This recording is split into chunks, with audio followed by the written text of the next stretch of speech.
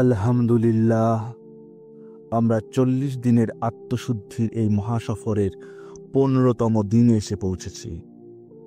প্রতিদিন আমরা নিজেদের এক একটি খারাপ অভ্যাস পরিবর্তনের চেষ্টা করছি, নিজেকে আরো সুন্দর চরিত্রের অধিকারী হিসেবে গড়ে তুলতে চাইছি।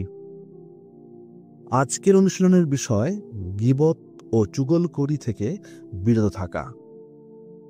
গীবত ও চুগলখড়ি এমন দুইটি মারাত্মক অভ্যাস যা সমাজে বিশৃঙ্খলা সৃষ্টি করে, মানুষের মধ্যে বিভেদ বাড়ায় এবং আমাদের আমল ধ্বংস করে দেয়। কোরআন ও হাদিসে বারবার আমাদেরকে এই অভ্যাস থেকে সতর্ক করেছে। সূরা হুজরাতের 12 নং আয়াতে আল্লাহ বলেন, হে ঈমানদারগণ, তোমাদের কেউ যেন অপরের গীবত না করে। তোমাদের কেউ কি চাইবে সে তার মৃত ভাইয়ের গোশত খাবে? তোমরা তো এটাকে ঘৃণা করো।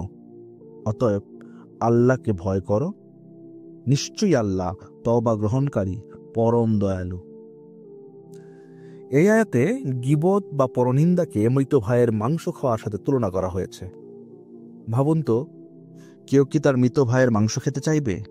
নিশ্চয়ই না। কিন্তু আমরা যখন কারো অনুপস্থিতিতে তার দোষ আলোচনা করি, তখন তা এই ভয়ঙ্কর পাপের মতো হয়ে যায়। রাসূলুল্লাহ সাল্লাল্লাহু আলাইহি ওয়াসাল্লাম একবার সাহাবীদের জিজ্ঞাসা করলেন, তোমরা জানো গীবত কি? সাহাবীরা বললেন, আল্লাহ ও তার রাসূলই ভালো জানেন। তখন নবীজি সাল্লাল্লাহু আলাইহি ওয়াসাল্লাম বললেন, গীবত হলো তোমার ভাইয়ের সেই দোষ বলা যা সে অপছন্দ করে। তখন একজন সাহাবী জিজ্ঞাসা করলেন, হে আল্লাহর রাসূল, যদি আমার ভাইয়ের মধ্যে সত্যি সে দোষ থাকে? নবীজি সাল্লাল্লাহু আলাইহি ওয়াসাল্লাম বললেন, যদি সত্যি তার মধ্যে সে দোষ থাকে তবে সেটি গীবত, আর যদি তা না থাকে তবে সেটি অপবাদ, যা আরো বড় গুনাহ। চুগলখড়ি বা মানুষে মানুষে লাগানো অত্যন্ত ধ্বংসাত্মক অভ্যাস। এটা সমাজে দাঙ্গা হাঙ্গামা, শত্রুতা সৃষ্টি করে। রাসূলুল্লাহ সাল্লাল্লাহু আলাইহি ওয়াসাল্লাম বলেছেন, চুগলখোর জান্নাতে প্রবেশ করবে না। আরেক হাদিস এসেছে, নবী সাল্লাল্লাহু আলাইহি ওয়াসাল্লাম দুটি কবরে শাস্তি হতে দেখছিলেন। তিনি বললেন, তাদের একজন গীবত করত, আরেকজন চুগলখড়ি করত।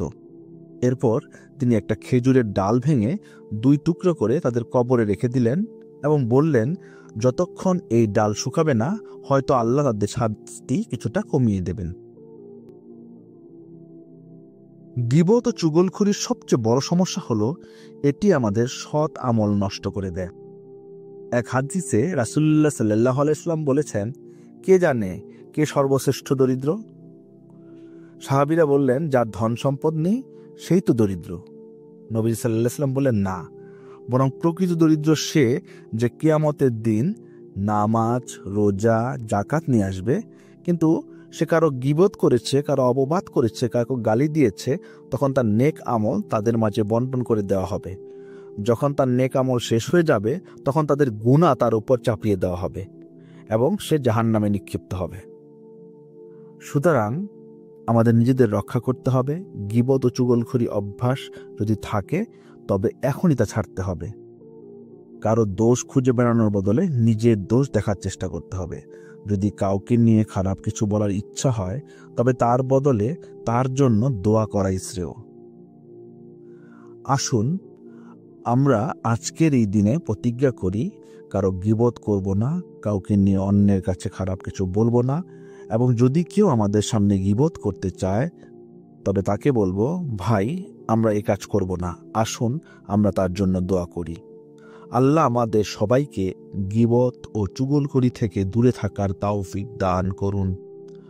আমিন।